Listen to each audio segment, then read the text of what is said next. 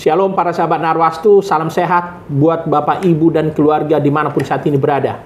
Kami berharap Bapak Ibu selalu penuh sukacita, sehat dan dilindungi Tuhan. Kembali dengan podcast majalah Narwastu yang ke-55. Kembali kami hadirkan sahabat Narwastu dan juga seorang jurnalis yang tidak asing lagi bagi kita, saudaraku Bang Hotman Lumban-Gaul. Di minggu yang lalu dia sudah bicara tentang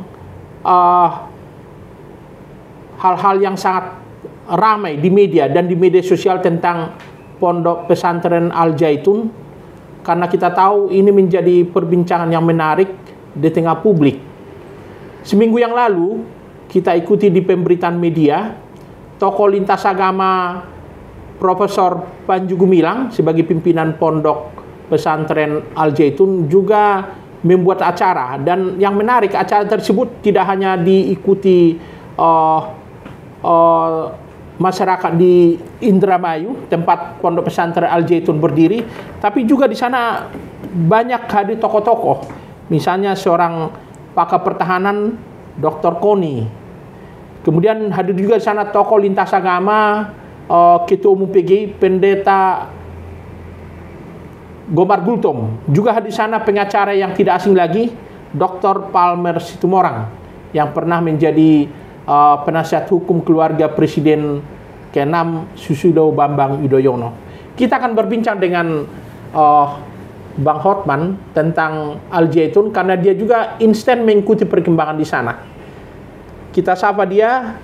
Gimana kabar saudaraku Hotman Lumban-Gaul? Sehat Bang John Roh, salam sehat. Ya, salam sehat ya. Ya. Ini kita ikuti perkembangan. Bang Hotman juga beberapa kali berkunjung ke Al Zaitun ya, termasuk sampai jurnal senior Bapak CH Robin Manulang juga sampai diminta keterangan oleh Bareskrim Polri untuk bersaksi apa sebenarnya yang terjadi atau apa sebenarnya yang disampaikan di sana, sepengetahuan Hotman. Baik Bang. Ya, Al Zaitun itu sebenarnya sinonim dengan Bukit Sion. Jadi kalau kita belajar sejarah, konon di Bukit Sion itu juga tumbuh pohon zaitun, begitu ya. Karena pertanyaan yang tadi langsung soal pemret kami, kebetulan CH Robin Simanulang, selain saya bantu Narwastu, saya harus ceritakan juga, saya membantu juga di Tokoh Indonesia. Tokoh Indonesia ini grup, dan di bawah Tokoh Indonesia ini ada lahir juga majalah namanya Horas Indonesia. Saya wakil pimpinan redaksi di sana. Beliau yang pendiri dari Tokoh Indonesia dan Horas Indonesia ini memang dipanggil kemarin. Kami sebagai tim juga Bang punya moral mendampingi, dan kita menghormati hukum, dan kita ikuti sampai selesai, sampai malam, dari pagi sampai malam kami kawal beliau itu. Saya kira saya tidak mumpuni atau tidak pas membicarakan apa yang dibicarakan. Nanti kalau ini sampai perkara sampai di pengadilan, mungkin akan dibukakan semuanya begitu. Begitu ya. Kemudian kita lihat juga pemberitaan di media sosial dan berita-berita media kehadiran advokat terkenal Kamarudin Simanjuntak, yang juga kita tahu seorang Kristen yang taat ya. Sebenarnya bagaimana latar belakang kunjungannya sampai ke Pondok Pesantren Al Zaitun? Bahkan sepanjang hari katanya dikunjungi semua keberadaan Al Zaitun, mulai dari kantor administrasi, bahkan katanya yang disebut-sebut tempat gudang senjata disebut juga di sana, sampai seorang Kamarudin pun memberikan komentarnya tentang keberadaan di sana. Jadi kami tim dari Tokoh Indonesia Bang, kami wartawan dan krunya semua, saya sebutlah dalam tanda kutip menjadi semacam guide, membawa banyak tokoh-tokoh ke Al Zaitun. Bukan hanya tokoh-tokoh pengacara yang Abang sebutkan, bahkan beberapa orang misalnya aktivis, juga misalnya pimpinan dari Ormas juga kita bawa ke sana. Terkait Kamarudi dan tim, kemarin juga memang saya yang kawal mereka sampai ke Al Zaitun. Jadi Bang Kamarudin kemudian bertanya, kok kau tahu ini? Begitu kan. karena mungkin tidak seluruh diikuti Bang Kamarudin, karena saya bukan berkali-kali, sudah puluhan kali Bang, bahkan belakangan ini kan hampir tiap minggu ke sana. Yang saya lihat terpesonanya Bang Kamarudin, dia ikut semua dari sejak kita sampai di Al Zaitun disambut dengan sangat sangat ramah di sana. Bahkan Syekh Panji Gumilang mengarahkan agar sebelum bincang-bincang lebih dalam, diarahkan semua slot tempat-tempat yang pantas dikunjungi di Al Zaitun, kita kunjungi. Jadi semuanya dibukakan, termasuk juga kami sampai di pengelolaan air minum, yang kebetulan saya lupa nama air minumnya, tapi bahasa Ibrani intinya air artinya. Lalu itu juga diplesetkan menjadi sinagog, karena dicat biru, padahal itu pengelolaan mineral yang tidak ada sebenarnya lambang Yahudi sana. Tetapi di beberapa video disebut dan diubah tampilan itu menjadi ada logo dari Yahudi begitu. Itulah yang membuat Kamarudin dan tim, termasuk Nelson Simanjuntak dan Mikael waktu itu, mereka bertiga datang. Mereka bukan disetting, tetapi memang dari hati nurani, melihat dengan mata, melihat merasakan apa yang terjadi. Ini sesuatu yang lagi-lagi saya bilang banyak orang terpesona, karena memang ya yang selalu diusungkan perdamaian, toleransi. Ya kebetulan Kamarudin juga memang ya mendalami Yahudi begitu. Saya kira ada chemistry-nya dengan Al Zaitun. Itu saja dulu Bang soal begitu Kamarudin. Ya? Seminggu yang lalu pada tanggal 19 Juli 2023 ada juga acara di sana yang begitu besar ya. Sampai Ketua Umum PGI Pendeta Gomar Gultom juga hadir di sana. Boleh tahu sebenarnya apa yang disampaikan di sana dalam acara tersebut? Saya lihat ada sesuatu menarik, dari lintas agama pun hadir di sana.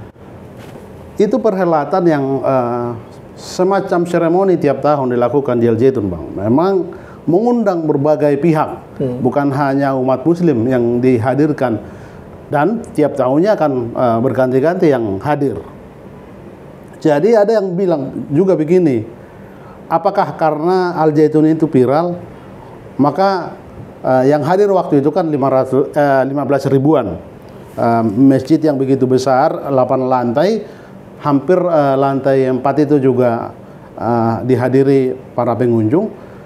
Para tokoh-tokoh agama itu bukan hanya Kristen, Ketua PGI hadir, juga dari API juga hadir, perwakilan dari Jawa Barat, Asosiasi Pendeta Indonesia Bang, lalu dari Bukda, tokoh-tokoh Muslim juga, bahkan Kiai Haji yang sangat karismatik di Indramayu itu juga hadir begitu.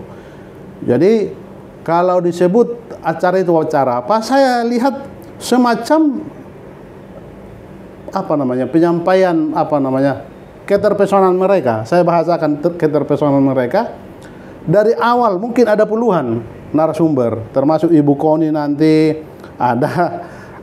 Saya harus katakan ini juga Bang, memang barangkali orang agak greget melihat Al Zaitun ini. Di tengah kondisi orang dituduh Al Zaitun itu juga atau Panji Gumilang itu adalah komunis, diundang juga atau hadir juga anak dari salah satu partai yang pernah dilarang, namanya Ilham Haidit. Ya kita nggak bisa menutup ini karena faktanya begitu.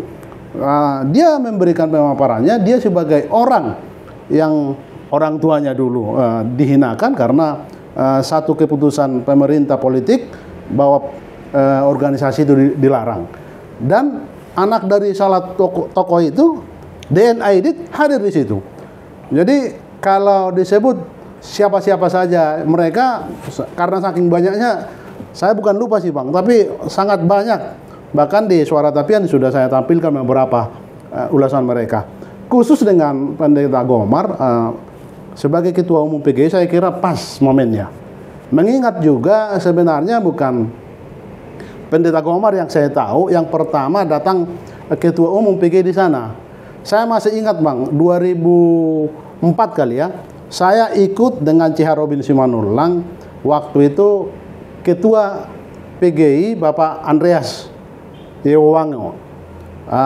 Dan Sekum waktu itu pendeta Daulay, tapi bukan beliau yang ikut mendampingi ketua umumnya, tapi wakil Sekum, Bapak Winata Sairin dari Gereja Pasundan. Saya dengan Ci Harobin Simanullah waktu itu mendampingi mereka sebagai ketua PGI.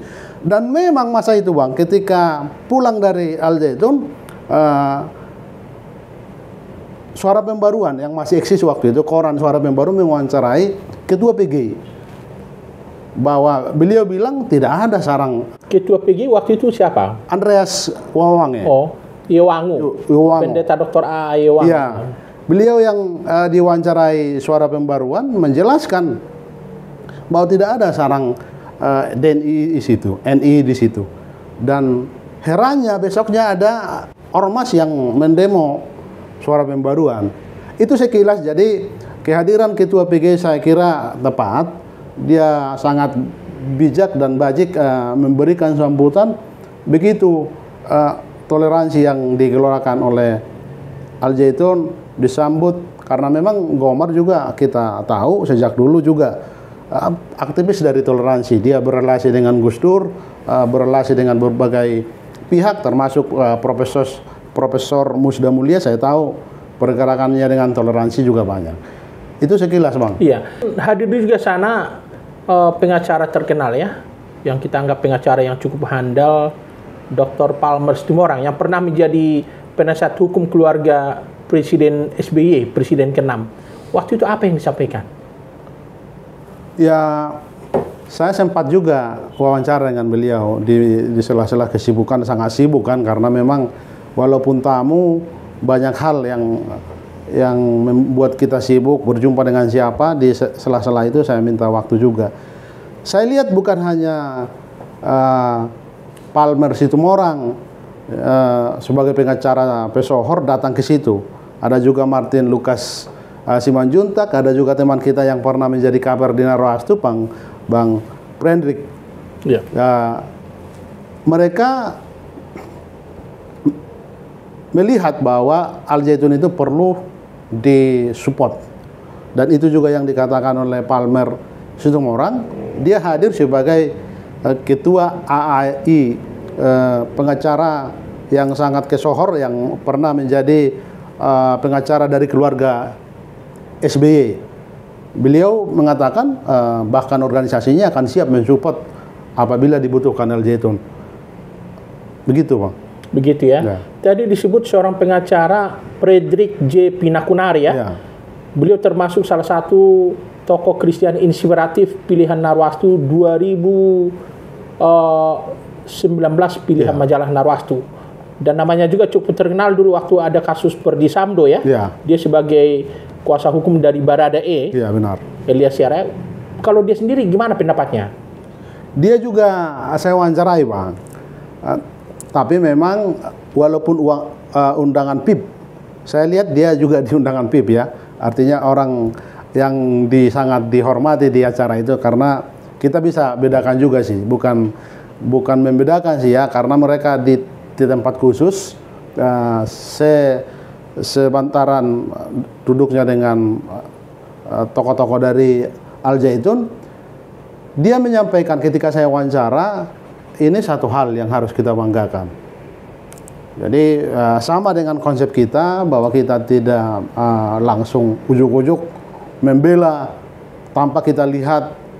Dia merasakan sendiri bahwa dia happy datang di sana. Dia membawa juga timbang, bukan hanya dia. Mereka menginap di sana juga. Jadi abang itu menyebut bahwa kita harus banyak belajar dengan Al Zaitun begitu. Soal toleransi, soal perdamaian. Iya. Kemudian kalau Dr. Koni sebagai pengamat pertahanan, apa lagi yang disampaikan? Sebenarnya Ibu Koni ini kan dia juga sehari sebelum hari H itu, acara satu suro itu dia sudah datang. Karena Al Zaitun kan sekarang membangun kapal. Itulah yang membuat orang juga dalam tanda petik sangat iri dengan Al Zaitun. Fenomenal ini Bang.